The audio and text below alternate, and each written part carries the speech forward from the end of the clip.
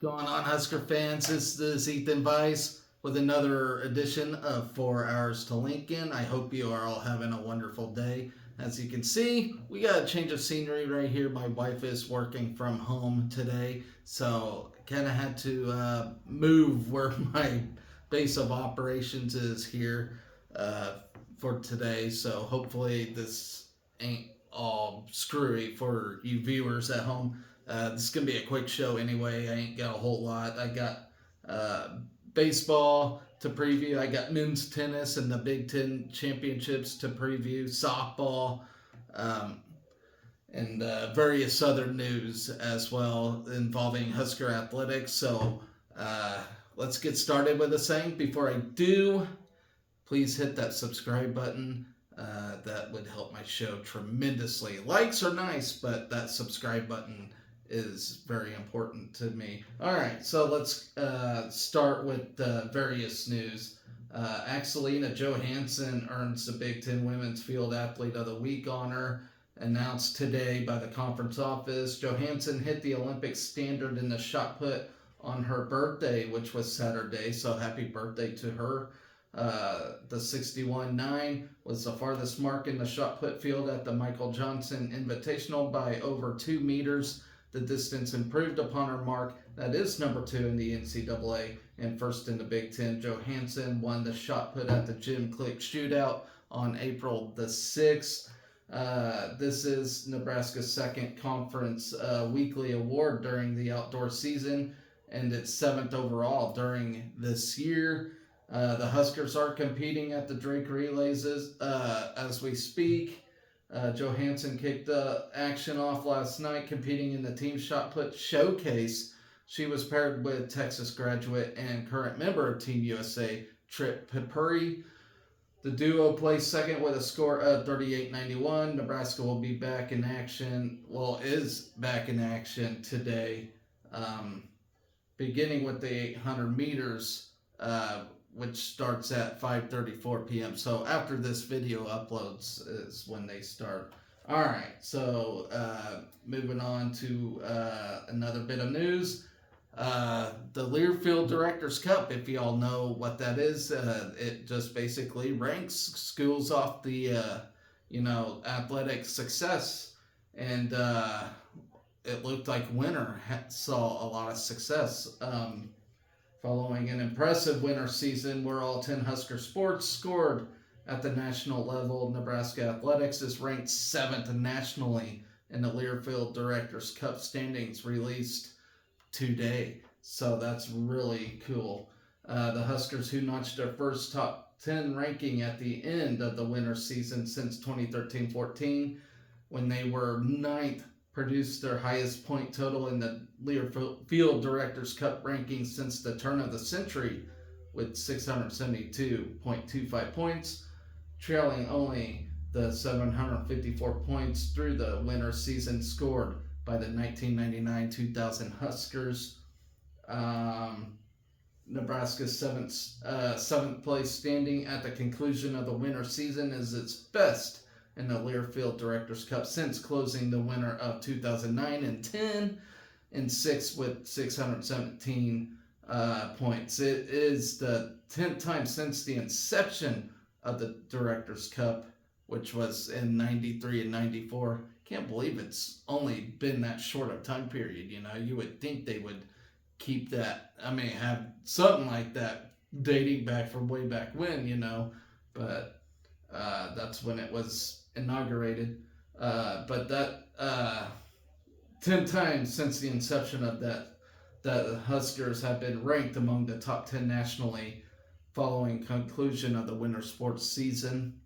The Huskers amassed 509 points across the winter season with contributions in the national level from every sport, marking the first time in at least 20 years that every Nebraska winter sport scored at the NCAA level in the Directors Cup standings. We did have a really good winter. Nebraska capped the winter season with 80 points for a 4th place NCAA finish from its historically powerful men's gymnastics program. 5 Husker men's gymnasts combined for 10 All-American awards at the championship the Husker women's gymnastics team added 53.75 points for its 17th place NCAA finish. Nebraska's winter season also featured 69 nice points for a 9th place team finish from the Husker wrestling program, while the women's bowling team scored 65 points for a 5th place team finish. The men's indoor track and field team also scored big, providing 63.75 points for a 12th finish at the NCAA championships, while the women's indoor track and field squad provided 49 points for a 25th place finish. The Husker women's basketball team added 50 big points with a 17th place national finish by advancing to the second round of the NCAA tournament, while the Nebraska men's basketball program provided 25 points by earning a bid to March Madness. The women's swimming and diving team pulled in 44 points for its 30th place NCAA finish, while the rifle team rounded out the 10 Husker teams that scored Learfield Directors' Cup points during the winter with 10 points for its 8th place national showing. Let's see, Nebraska was one of a nation-leading 5 Big Ten Conference teams, ranked among the top 10 schools in the final winter standings.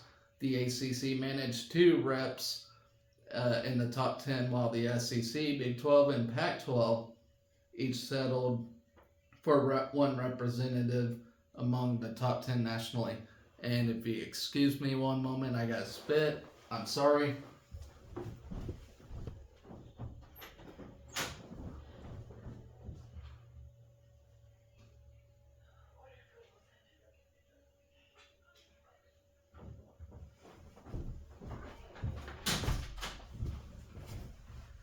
Alright, my bad, guys. I hope you enjoyed the view. Alright, so moving on, Nebraska and Creighton actually announced a basketball game for November 22nd, so we got to continue that rivalry, right? So that, the athletics office announced that today. We get to play them November 22nd in Omaha. So, that's all fine and dandy if we can get a win there. All right. On the last bit of various news, Calvin Mueller is named All Big Ten. Big surprise there, right? He was named to the men's tennis All Big Ten first team, the first Husker to do so since 2016. Mueller is from Germany. He had a dominant and decorated 3rd season with Nebraska and is continuing to do so, tallying 2 Big Ten Player of the Week awards alongside his 26 season wins, which tie him for 5th in program records for most single season wins.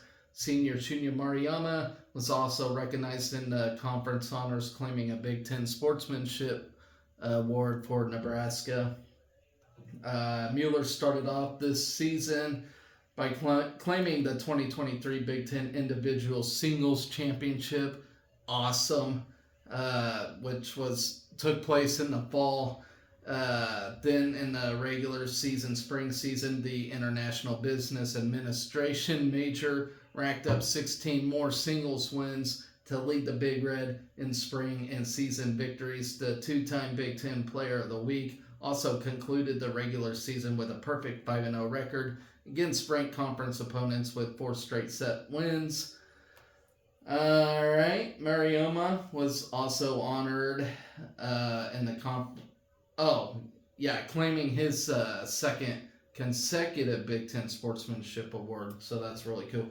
Mueller becomes only the 4th Nebraska men's tennis player to be named to an All Big Ten team, the most recent being 3-time honoree Dusty Boyer for his 2014, 15, and 16 seasons. Prior to Boyer's recognition 8 years ago, Chris Mueller and Benedict Lendim was selected for All Big Ten Conference in 2012. Mueller, Mariama, and Big Red began postseason play at the Big Ten tournament hosted by Northwestern. The Huskers hold the number 5 seed and will face number 4 Illinois in the quarterfinals, which I told you guys all about, which is tomorrow actually.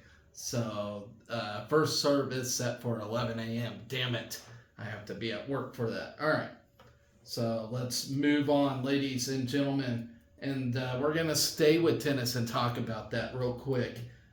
This is part of my previews, ladies and gentlemen.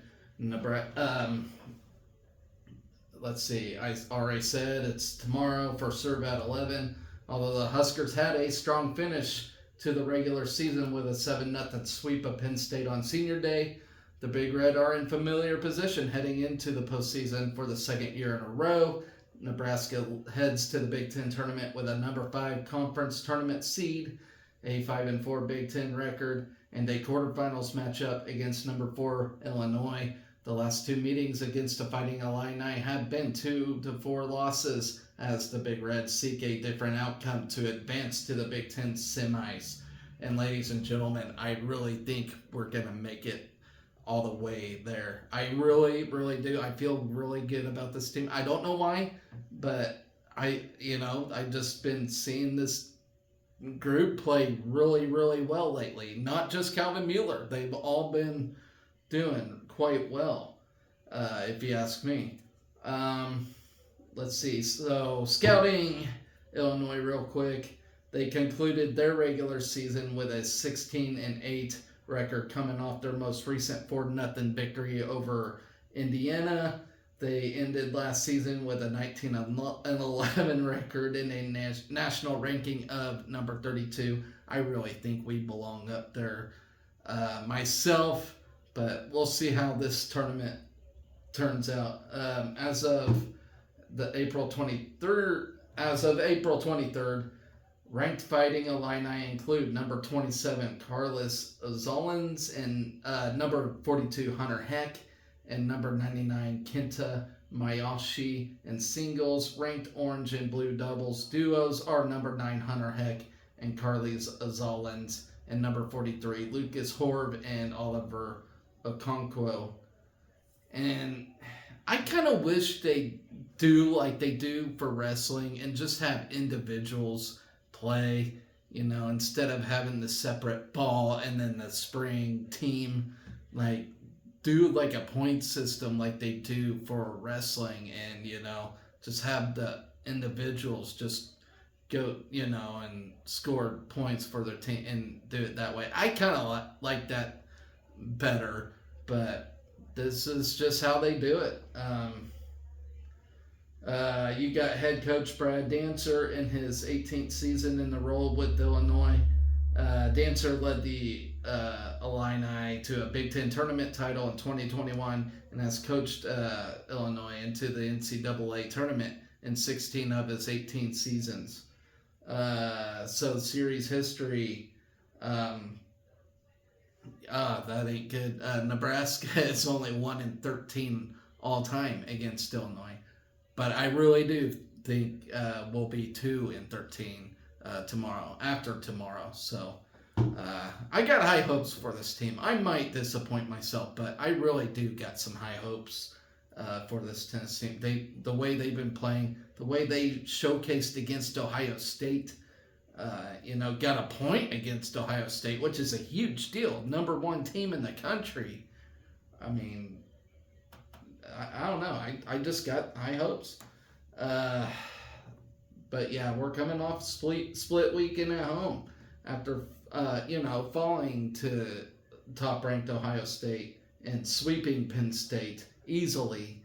The Senior Day sweep improved the Huskers' record to 16-9 and 5-4 in Big Ten. The 16th win marks a program best since 2009. The Huskers concluded home play with an 11-3 record when playing at Dillon.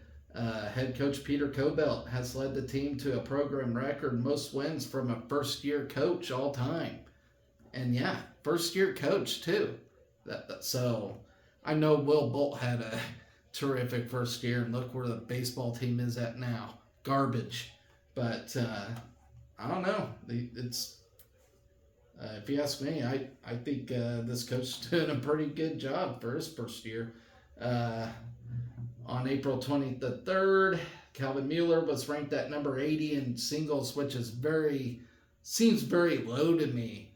Uh, and Nebraska overall is ranked number 59 by the ITA. Um, let's see, Mueller was named Big Ten Player of the Week for a second time this season and the third in his career. Junior claimed the award after a 2-0 weekend. Already went through all that. The honor was also third for the Nebraska this season. Yada yada yada. I already went through all that, but yeah, high hopes. So good luck to this men's team. I am looking forward to seeing the results from that. All right, moving on. Men's golf starts Big Ten conference play tomorrow as well. And the guy I'm most excited for right now is Harry Crockett after coming off a terrific outing the last time. So let's talk about it. This will be in Columbus, Ohio this year, hosted by Ohio State. Action is a 3-day event at the renowned Skiato Country Club, which begins tomorrow. First round tee times at 8 a.m. Saturday second round also at 8 a.m. Sunday's round is at 7 a.m. Let's see. The Big Ten Championship field features 5 top 50 teams, led by number 18 Illinois, number 28 Purdue, number 37 Ohio State, number 44 Northwestern, number 46 Indiana. So yes, we are not prevalently ranked like these teams are, but I think we have some individual golfers that do have a chance to make it big in this thing, if you will. Number 74, Michigan State. Number 84, Michigan. Number 88, Rutgers. Number 89, Wisconsin. Number 98, Minnesota. Put 10 top 100 teams in the field, along with Iowa, Penn State, Nebraska, and Maryland. I know we're not very relevant at golf at all, but I think we got into some individuals that are pretty good and have a shot at a regional this year. The teams will face a par 70, 7,240 yard layout at the Skiato Country Club, while warm weather temps are in the 70s and 80s are forecast for the weekend, along with chances of afternoon showers Friday and Saturday. A lot better weather than we got here. It's pretty cold and rainy over here, as you can see. Juniors Harry Crockett and Hamish Murray continue to lead the Huskers on the course. Crockett is coming off his best performance as a Husker with a runner-up finish and a career best of 203 at the Hawkeye Invitational in Iowa City. Crockett is the only Husker to play all 29 rounds in the Nebraska lineup this season and owns a 72.24 stroke average on the year. Murray, who owns a team best of 72.15 stroke average over 26 rounds on the season, has produced 5 top 20 finishes, including a season best tie for 9th at the Bearcat Invitational. Senior Gentry Sheave, who was Nebraska's number 2 individual finisher in Iowa with a tie for 32nd, carries a 73 stroke average on the season. Fifth-year golfer Will Marshall, who led Nebraska with a 29th place finish at the Calusa Cup and was Nebraska's number 2 finisher in the lineup at the Hawkeye Invite, will also look to make a strong tournament showing in Ohio. So from there, so I feel like we got some individuals with a chance. You know, team-wise, okay, long shot, but we got some individuals I think can make it big. All right. Let's talk about softball real quick. I'm losing my spot for sure. Hold on, folks. I apologize. All right. They will play their final home games of the season this weekend. They host Northwestern, a strong Northwestern team. It's going to be both Diamond Sports are actually in for a rude awakening this weekend, to be completely honest. Nebraska baseball plays top Illinois, top ranked in the Big Ten, Illinois. And, I'm quite nervous for that one, to be brutally honest. The way we've been playing, if we couldn't even get a series win against Rutgers, I don't really have hope against Illinois, to be honest. I hope they prove me wrong. And actually, I don't have a baseball preview, so I'm gonna just preview softball. We'll leave it to the imagination on baseball. Let's see, leading off for softball, and there's actually a lot going on this weekend. As we all know, we got the red-white spring football game going on, and I can't wait to cover that and tell you guys my thoughts on how the team's going to do there. But leading off for softball here, 6 of Nebraska's 24 players, which is 25% of the roster, are out with the for the season due to injury. The Huskers rank 4th nationally with 85 doubles and are also 4th in the country with 27 doubles plays. Nebraska has played 9 extra inning games this season, its most extra inning games in a season since 1982.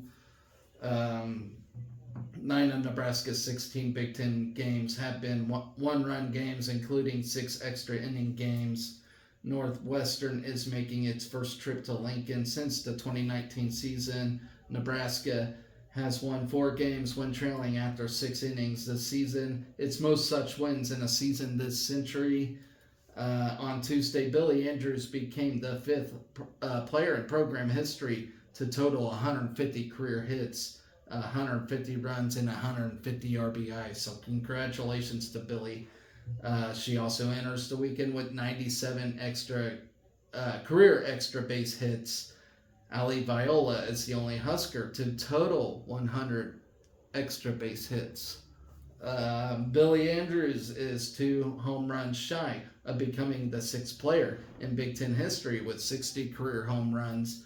Billy Andrews needs 2 stolen bases to become the first player in school history with 50 career steals and 50 career homers. So, big weekend for Billy Andrews just individually. As she's got a lot of cool stuff going on. All right, Nebraska has become accustomed to playing close games this season. They have played 16 games decided by 1 run. That is 35% of their schedule. So crazy to think about. But switching gears to baseball real quick. If you want my brutal honesty here, guys, this team's a mess. And a lot of it's got to do with pitching. And I don't really know where to go from here. We got Ben Columbus, who's been hot at bat. He's our good hope.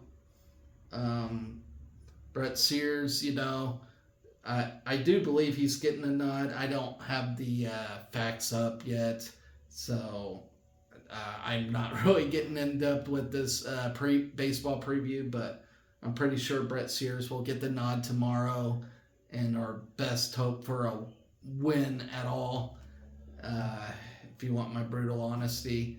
And then pitching, it's going to look like a shit show the rest of the weekend. This strong Illinois team, and I'm not really sure what their record is, if I can pull it up, but let's see. Illinois is 10-2 in the conference right now, 24-13 overall record.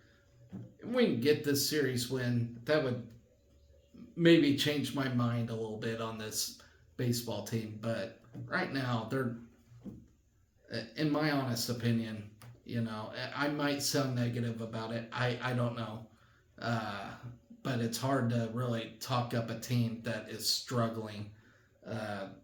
Somehow softball found a way to beat Iowa. I mean, last place Iowa, with the depleted roster, I feel like one depleted man on this baseball team, and it's season over. You know, uh, I don't know. I might sound negative, and I really try not to, but this baseball team is a mess.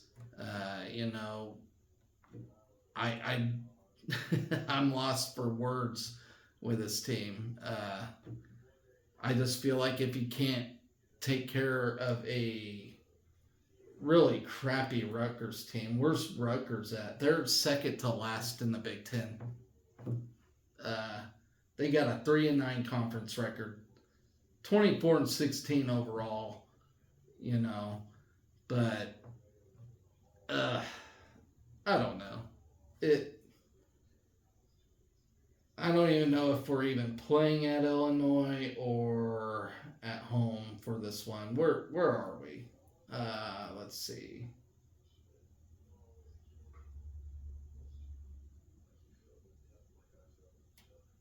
Shit.